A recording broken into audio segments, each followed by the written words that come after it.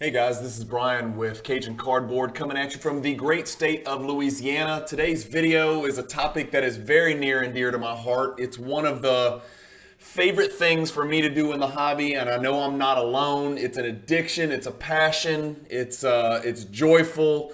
It's an interesting niche in the hobby. I don't like saying niche. Sometimes I say niche, but I don't know how to say it. Niche just sounds funny. But it's an interesting little pathway. It's almost a hobby within a hobby. Yep, today we're going to talk about set collecting. And so what I've done, for those of you who don't know, I'm a passionate set collector. I've built sets and sold them. I've built sets and kept them. I've started sets and not finished them, which I hate to admit because I don't like failing. I can't stand losing, and I consider it losing. But I've got a little history of set collecting myself. I am by no means the biggest or the baddest set collector out there. For those of you who've been in this hobby a long time, you know some of the greatest set collectors in the world are the old vintage baseball guys that have been, collecting tobacco cards or, 52 top sets. There's also great vintage basketball set collectors out there as well. So by no means am I putting this video out there as though I am the foremost expert on set collecting. The way I want this video to be received is, here's 10 thoughts, 10 tips that I have for a new set collector. Some of you veteran set collectors who've put together many, many more sets than me that are much more valuable than the sets I've put together. I'm not out here trying to give everybody advice. I'm just trying to drop 10 simple tips that I think if you're new to set collecting or you're interested or you're thinking about dipping your toes in the water and for some reason you've got that need for closure, that OCD, that compulsion to go get closure and put groups together and then post a picture of them and share it with your friends on Instagram, or just look at it yourself and say, yeah, I just did this. If you're one of those people, I think today's video is going to be good for you. So let me switch you over to a slideshow and let me get you on here. Hang on, it's coming, I promise. All right, here we go. Number 1, 10 tips for a smoother set collecting journey. Hopefully this is coming in loud and clear and you guys can see this. Number 10, and these are in no particular order. They're not in order of importance or anything like that. A lot of my top 10 lists are, but this one is just 10 thoughts, 10 general observations for you guys to keep in mind if you're looking to get into set collecting. Once you've determined what set you're collecting, find the rarest card first, right? Why do I say this? Well, because if the goal of a set is to complete the set. You don't want to get 99% of the way there and then realize, oh hell, there's a card out there that I cannot obtain or I cannot ever find and I never will find.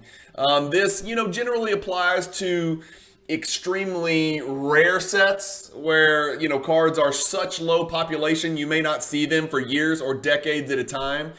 Sometimes sometimes it's the most expensive card, but not always. But what I say is do your research, pull up the PSA pop report, because you may end up chasing a set that doesn't have PSA 10s. And if you're trying to collect a set in PSA 10s and you get to 8 out of 10 and then, it's a serial number to 10 card and there's no PSA 10s in existence, well, you've kind of just hit a wall. So do a little prep work at first. Figure out what the rarest card is. And again, you may be collecting a raw set. You may be collecting a PSA 8 set. You may be collecting a BGS 9.5 set. You may be collecting a BGS 10 set, for God's sakes. Whatever the case may be, once you've identified your set, do a little research before you really start that set collecting journey and make sure that you can actually obtain that rarest card out there and that it's something that's, that's attainable and something you can get your hands on, because the last thing we want is to get 9/10 of the way and then get stuck. Let's move on. Tip number 9, find the most expensive card first. And some of you are probably saying, well, you just said that. The rarest card is always the most expensive. Not so fast, my friend. That is not always the case. I've got a lot of examples. One of them, and again, I speak from experience, and so I'm going to use certain sets that I've tried to collect as an example. Again, remember guys, I am 99% basketball, so I am going to speak from the perspective of a basketball set collector. And I'm also a huge 90s guy and a huge 80s basketball guy. So I'm going to be speaking from the perspective of that as well. So just kind of keep that stuff in mind. Some of these tips may or may not apply to baseball and football and hockey and soccer and Pokemon or whatever, but they certainly apply in my realm. And I think a lot of these will be, cross sport type tips that'll help anybody. Find the most expensive card. And the best example I can give where the most expensive card is not the rarest card by any means would be PMGs, precious metal gems. For those of you not familiar, 1997 Metal Universe has a parallel. They have a red and a green parallel, and those cards are very rare. The greens are serial number to 10. The reds are theoretically, there's 90 of them, right? They're serial number to 100, but theoretically there's 90 of them since 10 of them are green. Those are two very rare sets. The most expensive card in those sets is Michael Jeffrey Jordan, the GOAT, because he's the most recognizable player in those sets. But he is not the rarest PMG red out there. There are many significantly more rare PMG reds and PMG greens, for that matter, that you may never see, or you may see once every 3 or 4 years. We've seen the Michael Jordan PMG red sell, I don't know, I'm guessing maybe 3-4 times just in the last year and a half. But you may never see, fill in the blank random red PMG common, just because they've either been destroyed, lost, don't come to market. Maybe nobody thought they were valuable, so they were cast aside. Think back to 1997. If you pulled a Michael Jordan card, that card was getting taken care of. That card was likely getting graded. That card was likely going to be shown off and shown to friends. And so cards like that enter commerce sometimes easier than, a Vitaly Potapenko or, I'm trying to think of some more, a Robert Pack or whatever. The great Nat Turner is another example. The green PMGs that he's got left in his set chase are not the big boys. It's not the Jordan, the Kobe, and the Duncan. It's like the Robert Pack, and it's the commons. It's the guys that you just don't see as often. So find the rarest card, find the most expensive card first, and then make sure you can actually afford that. If you're collecting a set where it's just not financially feasible for you ever to obtain the most expensive card, then you're just setting yourself up for failure. And you're going to be stuck with a partial set. And if you're okay with that, that's great. I'm just not that person. That would drive me freaking bananas. So find the most expensive card. Make sure you can afford it. Do your research. And this goes with the prep work that we talked about, looking at the PSA Pop report, asking around, doing some research, talking to other set collectors that have either attempted to collect that set or have actually put that set together. Created a detailed Excel spreadsheet for each set. I can't stress this one enough. And this sounds super nerdy, and guess what? It's because I'm a super nerd. So I've got over to my right, about 15 feet away, I've got my, my main desktop computer that I use at my office. I am not exaggerating, probably, I'm going to say anywhere from 75 to 100 spreadsheets. Okay, so that is like next level nerd city. I get it, but I can't stress enough how important it is for you to know your entry point. There's a lot of reasons. You want to know your entry point on a card, your cost basis in a card. If you're collecting a set of, say, 20 players, you want to know what you paid for each card. You can use those comps to sort of evaluate what the value of another player who is a like kind player in the set should cost. You can use it for tax purposes. You're going to want to know what you're into a card for and what you may potentially one day liquidate your set. And you're going to want to know, what is a fair price for the set? What is my cost basis in every card once you've completed the set? What is my cost basis in every card, right? And then what is the value of my time? Well, if it cost you $12,000 to put the set together, but it took you hundreds of hours to locate the cards all over the world sometimes, right? Sometimes we're buying cards from Australia, Europe, Asia, etc. There's a price for that. And other people that are looking to buy complete sets, and trust me, those people are out there, they're going to be willing to compensate you for that time you put in. I am living proof of that. It just happened to me on numerous sets. So there is a reason to collect a spreadsheet. It's easy to calculate what you're into the set for, and then it's easy to calculate your net profit if you indeed decide to sell the set. It's also rewarding and helpful to see positive progress. And so as you're filling up your spreadsheet, maybe you highlight the cards that you've already achieved. And as that highlighted portion of the set grows, you're going to feel better about yourself. I know this is going to sound corny, but there's a lot of mental what's the word I'm looking for? It's a mental challenge. It can test your patience. It can create anxiety. If you've got these types of proclivities in the hobby that you need closure and that you want to put sets together, it's a blessing and a curse. I tell people that all the time. And I'm talking with a local collector here who's actually picked up the race and run with it on the PMG Red set. And he's reached out to me and he said, I'm starting to feel anxiety. It's getting A, very expensive, and B, it's taking up a lot of time during my day, and I'm trying to run a company and, be a husband and a wife and a father, and not a husband and a wife, sorry, that sounded horrible. A husband and a father, a husband to my wife and a father, and he said he's feeling a lot of anxiety, and I'm like, man, I'm with you. I've been there. I've done that. The financial strain from it can cause anxiety. The need for closure can cause anxiety if you're a weirdo like me. And then, just the constant everyday grind, the eBay save searches, the constant communication, it can interfere with the rest of your collecting enjoyment. If you're so hyper-focused on one particular set, it can cause a great deal of anxiety, and we'll talk a little bit more about that later in this video.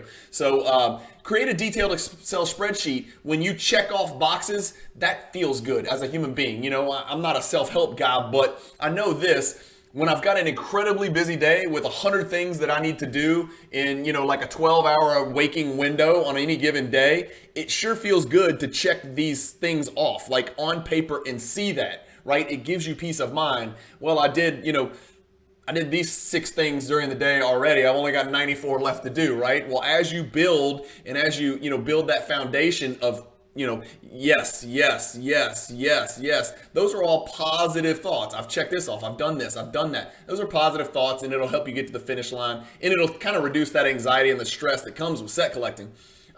Choose sets that can actually be completed. This sort of goes back to tips 9 and 10, but make sure you choose a set that's actually possible. And it's funny because one of my best friends in the hobby and one of the collectors that I respect and admire more than anybody else in the hobby, and no, it's not Cage or Andrew. No offense to those guys. I'm just kidding. Of course, he lives on the West Coast. He's got a collection that makes mine, if his is a mountain, mine's an anthill. No exaggeration. He's a monster, but also one of the most thoughtful, polite, easy to deal with people out there. We had a conversation the other day. He's chasing it is an unattainable set. He's chasing a set that simply cannot be obtained. No one ever has obtained the set. And I asked him, I'm like, are you sure you want to go down this path? I don't mean to be Debbie Downer here, and I don't mean to be, gloomy and, foreboding, but you're never going to collect this set. You may not get halfway there, no matter how much money you throw at it. And let me tell you, he's got unlimited money to throw at it. It's not always about the money.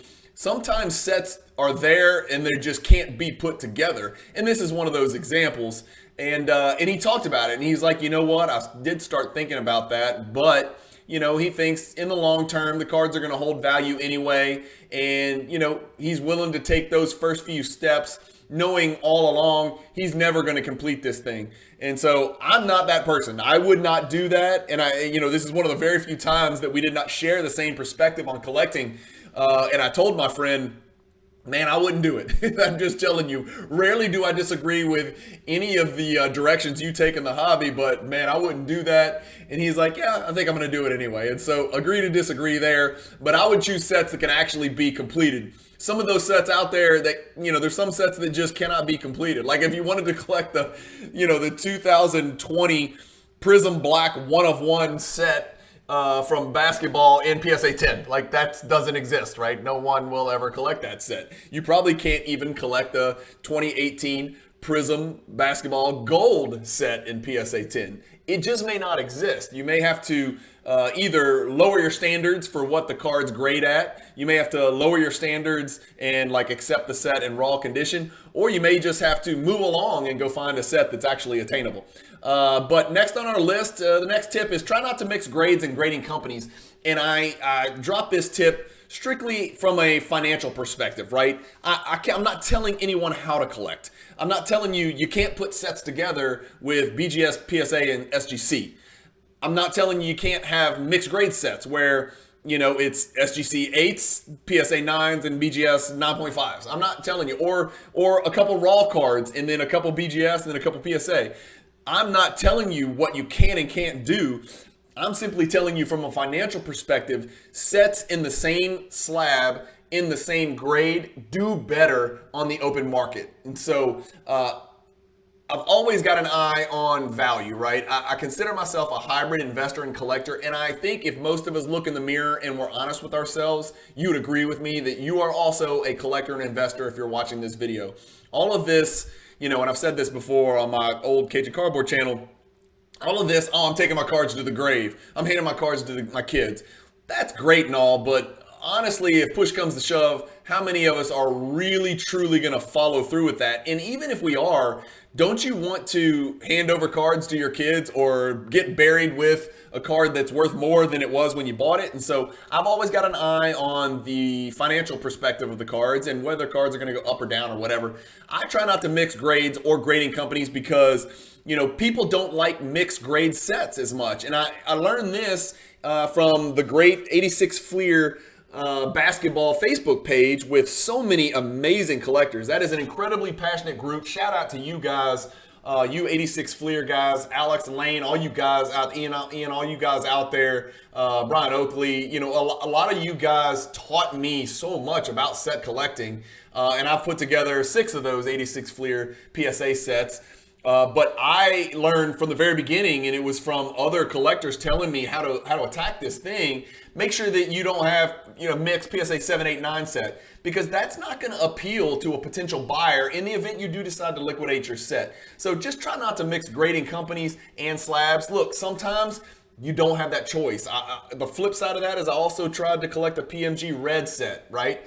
That set could not be put together in all one grade. It just can't. I don't think anybody on earth has a PMG red set, all same slab, all same grade. I know it. I know that does not exist, right? There's only 5 of those sets out there. So, if it did, oh my God, could you imagine, the value? So there's just a better chance of you liquidating for more money on the secondary market if you do indeed decide, okay, I did it. I got my set done. I took a picture. I felt the sense of accomplishment. Now it's time to sell. It's better to have them all in the same slab and same grade if possible. But again, not always possible, but if possible. That's why I have that in parentheses. Set tip number 5 for new set collectors.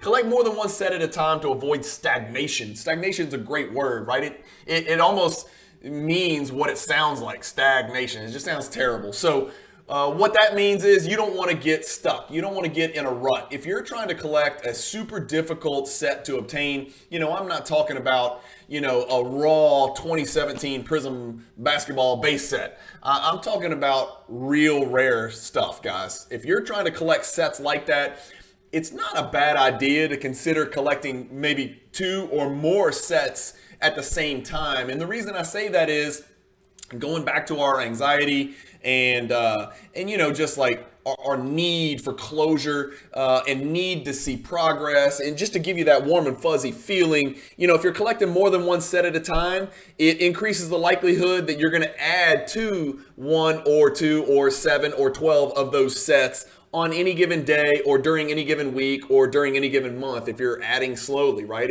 Some people sprint through sets. I'm one. I raise my hand. You can't see it because I got a PowerPoint up, but I'm raising my hand and I struggle to pace myself. I'm not to spoil this video, but set tip number 1 is the one that I struggle with the absolute most. So stay tuned and you'll see what I'm talking about. But collecting more than one set at a time is a great way to avoid stagnation because, if you've got your eBay saved searches and you can't pick up a card to add to your, primary set for 2, 3, 4 weeks, you may get disenchanted with it. You may get down. You may get, melancholy about it. And to avoid those types of feelings, it'd be nice if you had another secondary set. The same way people collect player PCs, you may have a, primary set and a secondary set. I collect, Jordan. He's my primary PC. But guess what?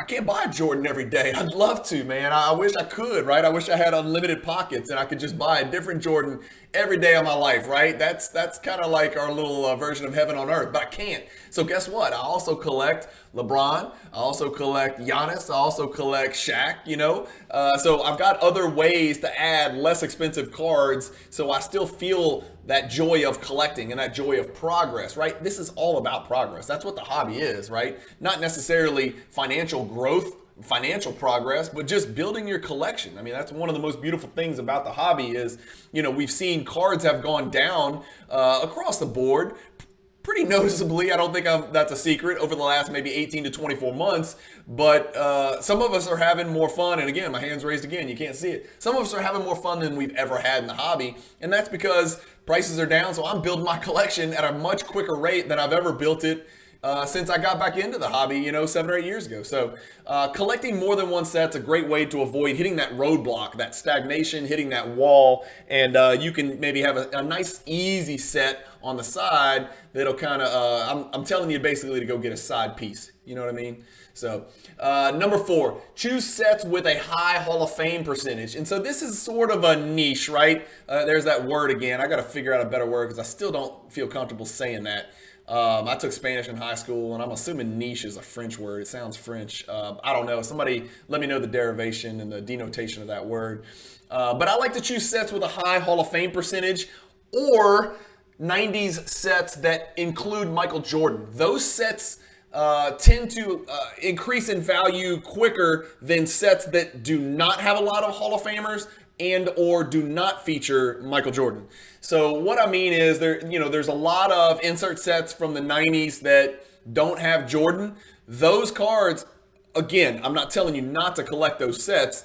I'm again taking this tip and throwing it at you from a financial perspective, from an investor perspective. The sets that feature MJ or the sets that have a very high Hall of Fame percentage. And what I mean is if there's 12 cards in the insert set, and 10 of them have Hall of Famers, it's more likely that set's going to have meaning to more collectors out there, more would-be buyers in the event you do liquidate that set one day. If you're one of those, I'm getting buried with my Scoring Kings set, then you're not going to care, albeit the Scoring Kings is 90% Hall of Fame rate, right? There's only one non-Hall of Famer in the 1993 Ultra Scoring Kings set.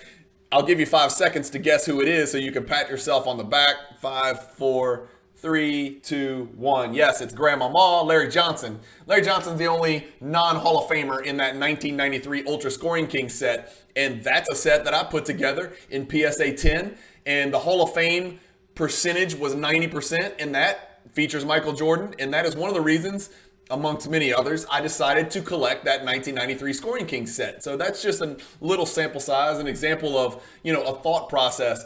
I'm thinking of all these great Jordan inserts, all these great Kobe inserts, right? Go look at the Hall of Fame percentage. Now, again, this is not going to apply if you're trying to collect Color Blast because you don't know who's going to be in the Hall of Fame. I mean, we have some idea, but primarily, I'm talking about insert or parallel sets that are, a digestible quantity of, 10, 12, 15, 20, 25 type stuff, right? This, again, is a tip that's not going to apply at all if you're a true vintage baseball set collector and you're just trying to put together 75 tops, in PSA 8, right? You just do what you do. But if you're one of those people that's like, I'd like to put together this Apparitions set, or how many Hall of Famers are in Natural Born Thrillers, or how many Hall of Famers are in this Net Assets set from the 90s? Those are things to look at. Go look at how many Hall of Famers are in there. Go look at how many collectible, and some non-Hall of Famers who are collectible players will check a box as well. And I talk about that all the time on my Explore the Card episodes, which come out every Friday and will now be released on the Luca Nation network going forward. I've got a great one queued up and ready to go for you guys this Friday. And again, I don't know when this is going to air, but every Friday you can expect an Explore the Card episode where we look at a Michael Jordan card from the 80s or 90s and we really dive into it. Make friends in the hobby, especially same set collectors. Again, here's the corny stuff coming out, right? Make friends in the hobby. I sound like freaking Mr. Rogers. If you don't know who Mr. Rogers is, you're young, and that means I'm jealous of you. But Mr. Rogers was some creepy white dude that wore a sweater and, did a show where he talked to children like they were adults. It was one of the strangest things I've ever seen in my entire life. And I thought it was perfectly normal because I was a child. But as an adult, I've grown to be very suspicious of it. But anyway, I'm a little off track now. Make friends in the hobby, especially same set collectors. I can speak from experience, and this goes back to the 86 Fleer Facebook group. Making friends with those guys, there's no way I could have put together the 86 Fleer sets that I put together without meeting so many other great 1986 Fleer set collectors. Not just because they infused me with an abundance of knowledge, but because they also, when you're communicating with like-minded people in the hobby on a daily basis, they will lift you up. They will point you in the right direction. They will even look for your cards for you. I can't tell you. I'm actually in a conversation right now. I had to silence my phone. I'm trying to put a card from one collector into another collector's set right now, right this moment, right? And I'm not getting paid for it, but I'm like this unpaid broker because it's important to me that I help my friend make progress in his set. So making friends in the hobby is crucial. This guy would not get this card if he wasn't friends with me. And I wouldn't be able to get this guy the card if I wasn't friends with the guy that's selling it. And so knowing a bunch of people is absolutely crucial, especially when those people in the hobby are like-minded and are chasing the same goals as you. Now, can it cut in both ways? Of course. Sometimes you want to keep secrets from other people who are collecting sets, right? You don't want to alert other set collectors, and I don't think you have a moral or ethical obligation to, even if they are your friends. I mean, you don't want to alert other people to cards that you're looking to buy. Oops. Sometimes I do that on my channel, right? Because I'm, Mr. Transparency here. It does cut both ways, right? Having a big mouth can help and having a big mouth can hurt. But making friends in the hobby, especially other set collectors collecting similar sets or even different sets, can be a fantastic asset for your set collecting venture. Tip number 2. Don't be afraid of placeholders until you upgrade. And what I mean by placeholders, and you can use some other, synonym or another word that means, the same thing as placeholders. But if you're trying to collect a set in, let's say, PSA 10, or you're trying to collect a certain set in BGS 9.5, don't be afraid of placeholders. Lesser graded cards that, check off the box. It's okay. I kind of did this, and this really kind of goes hand in hand, like depending on your budget, right? And so let's say, hypothetically, you're trying to collect the I keep using this set. Let's say you're trying to collect the 1987 Fleer set, right? That's weird. I think there's only 4 complete sets out there. Let's say you're trying to collect the 1987 Fleer basketball set in PSA 10, right? There's only 4 of them out there, I think. There might be 3. I know where 1 is. I know where 2 are, but I don't know if there's more. I think there might be a couple more. And it's hard, right? I mean, like Minute Bowls, like Pop 7. There's like numerous cards that are like below Pop 10, right? So you're not just gonna sprint out of the gates and go buy everything in sight and have the set. It's not like you can just throw money at this thing, right? You gotta work for it. It's gonna take years if you ever achieve it. So what I mean by don't be afraid of placeholders is maybe put the set together in PSA 9. And then maybe you're just chipping away at it, right? So you're not, always just looking and never finding. And that goes back to the positive vibes in the hobby stuff that we talked about, where reducing anxiety and whatnot. So if you've got a partial set of PSA 9s and 10s, again, that was one of my tips prior, but that's not the be all end all. If you're working your way towards 10 and you've got a couple of 9s in there to kind of like check that box, you're okay, because you're going to be able to flip those 9s at some point. You'll be able to liquidate the 9s to buy a 10, and it won't hurt as bad. And so if you've got, if it's a 100 card set and you've got 80 PSA 10s and 20 PSA 9s, if a PSA 10 shows up, well, guess what? You get to sell your PSA 9 to upgrade to the PSA 10. So it defrays and it reduces, the financial burden of picking up the PSA 10, because at least you can liquidate that PSA 9 to help fund it.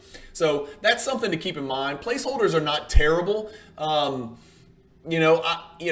don't go out there looking for placeholders. Like if I'm trying to collect a set in, BGS 9.5, I won't go out there and actively buy a BGS 9. But if you've started a set, in PSA 9 and you want to kind of also collect it in PSA 10, it's easier to transition from 9 to 10 than it is to just start 10 from scratch, is what I'm getting at. But placeholders also help, and also helps reduce anxiety. And here's tip number one, and I know y'all are looking for some revolutionary, crazy thing, but it's going to be more Mr. Rogers shit for y'all. Sorry about that. Tip number one is pace yourself. It's a marathon, not a sprint. That's one of my favorite quotes in the world, along with "it is what it is," which my wife hates it when I say that. She absolutely hates it when I say "it is what it is." But the quote of the day is, "It's a marathon, not a sprint." I think I'm missing an apostrophe. Forgive me, I'm Cajun. Pace yourself, man. And this is where I need to heed my own advice. I'll tell you right now, I released a video, and you guys may have seen it on my old Cajun Cardboard channel. I think we're going to upload it over to the Luca Nation Network soon. But I talk about my PMG Red set chase journey. And I say journey like, you're thinking of Bilbo freaking, taking the ring to destroy it, and it took like 20 hours of cinematic masterpiece for not Bilbo, Frodo to destroy the freaking ring in Lord of the Rings. Yeah, I'm nerding out on you again, but my journey was a sprint, right? In a 9-month period, I chased the hell out of PMG Reds. It caused me anxiety. It caused me to forget what I loved about the hobby. My need for closure and that OCD nature that I have, and again, I don't mean to make light of people that truly are OCD, but that obsessive type quality in my personality led me to forget what I'm doing in the first place, which is collecting freaking basketball cards because it makes me smile. I know I'm behind a PowerPoint here, but I'm freaking smiling at the camera. Here, I'll switch you over. I'm smiling. Like, collecting cards is fun as hell. If you guys are not having fun collecting cards, figure out what's wrong and make it go away and go buy cards that look good, that make you happy. But that's tip number one, man. Pace yourself. It's a marathon, not a sprint. Some of these sets are so unique and so rare, and those are the ones that are the most rewarding. You can't just throw money at them. I'm talking about super rare, low serial numbered, low pop sets, off the radar stuff. It's just not out there waiting for you to buy it. Those types of sets are the best, and they give you the best feeling, and they give you the biggest smile on your face. They give you the biggest sense of accomplishment once you do collect them. And that may not last forever. And you may be an idiot and you may sell an 86 Fleer PSA 10 set. I've got somebody that I know who did something stupid like that. And but he's still got a smile on his face too. If you don't know who I'm talking about, then watch more of my content. But anyway, that's it, guys. Let me know, what are some of your, I forgot. I got one more slide. Look at this. It's like a summary slide. What are some more great tips for set collecting? I could have done a list of 25, but damn, I'm at 32 minutes and I could have talked for 32 hours. I'm like that, as you guys know, and I do have a tendency to ramble, especially at the end like I'm doing right now. But what are some other great tips for set collecting? I want to know in the comments below. What do you guys think I left out? What are some more tips? And I had like 7 or 8. I had to choose 10 though. So I had 7 or 8 more that I just didn't make the cut. I didn't think it made sense to do an honorable mention tips that didn't make a top 10 list. And again, these weren't in any order. So let me know in the comments, what are some other tips? I want to know if you disagree with any of my 10 suggestions. I want to know if you agree with any of my 10 tips that I've provided. And let me know some of the sets that you guys are collecting out there, because as a set collector, we love to hear about other people collecting sets. And I'll tell you what, I've told my friends here in Baton Rouge, I do have some friends here in Baton Rouge, and we talk about this all the time. They laugh at me, right? Because I always tell them, I'm out of set collecting. I'm done. It's causing me stress. It's not financially frugal all the time. Sometimes it works out really well. Sometimes it's not so frugal, right? Your money's better spent just buying the goats or prospecting or, breaks or doing whatever you do, right? And it never breaks really, but doing whatever you do. And I always get reeled back in. Like I told him, I'm out. I'm not collecting any sets anymore. And then I stumbled across a real good parallel prism set, and I was like, shit, I got to get in this. That looks too good. I've got 2 of them already. I only need 18 more. I'm doing it, and I'm chasing it in PSA 10. And so when you try to get out of it, sometimes if you're a set collector at heart, man, there's no escaping it. Just look in the mirror and admit it to yourself. I'm one of them. My hands raised. I can't get away from it, despite the fact that I'm always constantly trying. But I want to hear some of you guys' comments. For those of you who are new to my stuff and new to my content, I like to engage with people. I don't expect everybody to agree with me. In fact, oftentimes people disagree with me. The only thing I'll ask is in the comments is that you just disagree respectfully and tactfully with class. I can take it, trust me. I know I'm a little bit outside the box, and some of my thoughts and perspectives on the hobby are not those of the majority, and that's okay because I've lived my life the same way. I'm a little outside the box, and some of you guys will start to understand that as you watch more of my stuff. But anyway, thank you guys for watching. I know this is one of my newer videos. Luca Nation, thank you for welcoming me with open arms. I'm so excited to get to know a bunch of the guys that have always watched Andrew and Cage on Luca Nation Network. I think this is just the beginning. I think the network is in a great position, in a springboard type position for bigger and better and massive growth. And hopefully you guys enjoyed this video. Let me know your thoughts on the video, and thanks again. Keep collecting, stay positive in the hobby, and peace.